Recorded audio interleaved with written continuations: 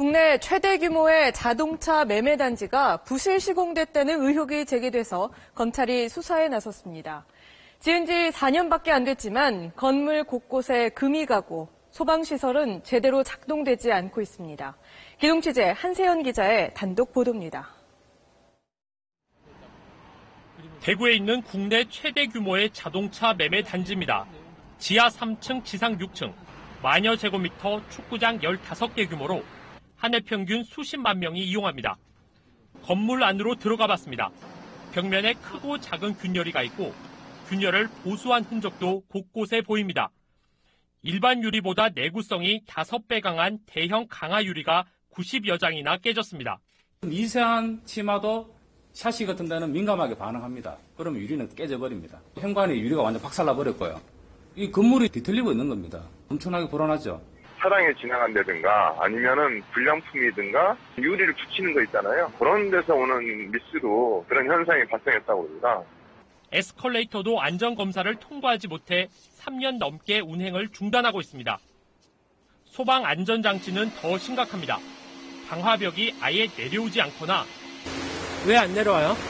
전원이 연결이 안 됐는지 그거는 봐야 될 것 같습니다. 지금 안 하는 건 맞죠? 왜 안 하는지를 우리는 이제 우리가 찾아봐야. 방화벽이 제대로 내려오지 않아 바닥에 닿지 않기도 합니다. 바닥까지 완전히 다 떨어져야 되는 겁니다. 틈이 있으면 불꽃도 넘어가고 연기도 넘어가고 열도 넘어가고 다 넘어가는 거죠. 방화구의 설치가 근본적으로 잘못되어 있다는 얘기죠. 지난 2012년엔 실제로 이 건물에서 불이 났습니다. 천만다행으로 큰 피해는 없었지만 당시에도 방화벽 등이 제대로 작동하지 않았습니다. 당시 소방당국은 방화벽 보완 등 200여 개 사항을 지시했지만 일부는 여전히 고쳐지지 않고 있습니다. 공사 과정의 문제는 하자는 아니고 이제 한 4년 동안 이제 시간이 지났잖아요. 그 유지 보수에 관련된 사항이더라고요, 전부. 건물 안전에 대한 입주민들의 우려가 계속되자 국민안전처도 지난주부터 정밀 안전 진단에 나섰습니다. 왜 이런 문제가 발생했을까? 공사에 참여했던 관계자는 준공 과정에서 비리가 있었다고 털어놓습니다. 소방서에 준공 어떻게 났어요?